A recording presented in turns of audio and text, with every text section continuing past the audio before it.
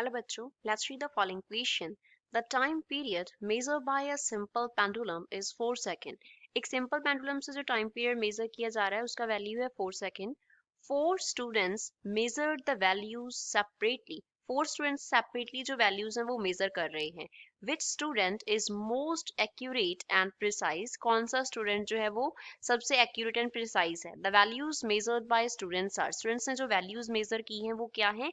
A student ने measure किया है 4.02 सेकेंड, बी ने मेजर किया है 4.001 सेकेंड, सी ने मेजर किया है 3.982 सेकेंड एंड डी ने मेजर किया है 4.12 सेकेंड. ऑप्शन है हमारे पास A, B, C and D. कौन सा स्टूडेंट जो है वो accurate and precise value measure कर रहा है. So first of all we will talk about the key concept used in the question. इस क्वेश्चन में क्या की कॉन्सेप्ट हम अप्लाई करेंगे. हम यहाँ पे 2 कॉन्सेप्ट अप्लाई करेंगे. फर्स्ट, अगर हमारे पास लेसर एब्सोल्यूट एरर होगा, लेसर एब्सोल्यूट एरर होगा, दैट मीन्स वैल्यू हमारे पास क्या होगी, मोर प्रिसाइज होगी. Value will be more precise. Absolute error हम कैसे डिटरमाइन करते हैं, जो हमारे पास एक्चुअल वैल्यू है उसमें से हम मेजर्ड वैल्यू को माइनस कर देते हैं. इस तरीके से ये क्या हमारे पास एब्सोल्यूट एरर है, that is known as absolute error. Let us से हम इसको ए ई से डिनोट कर रहे हैं. A means absolute, E means error. हमने अपनी तरफ से इसको डिनोट कर लिया शॉर्ट फॉर्म में.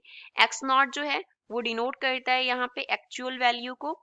एक्चुअल वैल्यू को X I denotes measured value. ये मेजर्ड वैल्यू होती है, मेजर्ड वैल्यू. सेकंड जो है वो क्या है हमारे पास, एक्यूरेसी. ये डिपेंड करेगा हमारे पास रिलेटिव एरर में.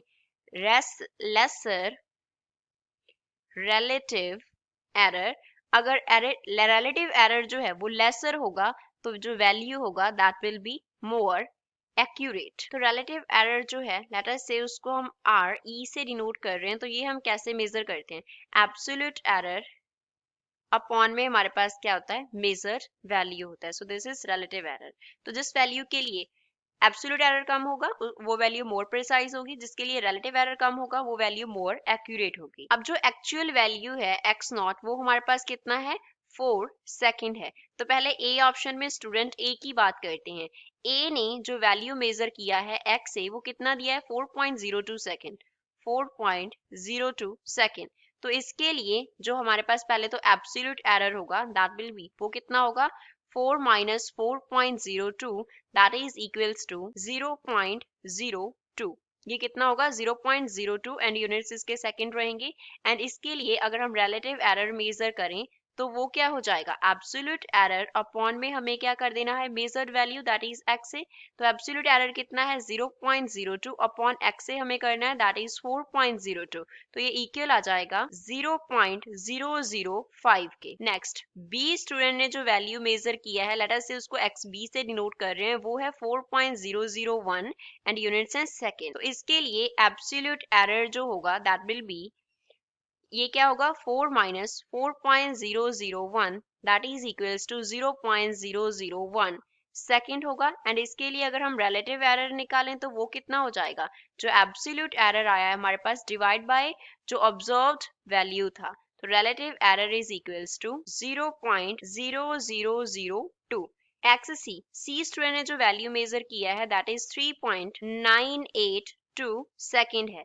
तो इसके लिए एब्सोल्यूट एरर जो है वो कितना होगा, 4 minus 3.982. So this is equals to 0.018. And इसके लिए जो रिलेटिव एरर होगा दैट विल बी 0.018 में से डिवाइड कर देंगे हम observed value that is 3.982. So this is equals to 0.004.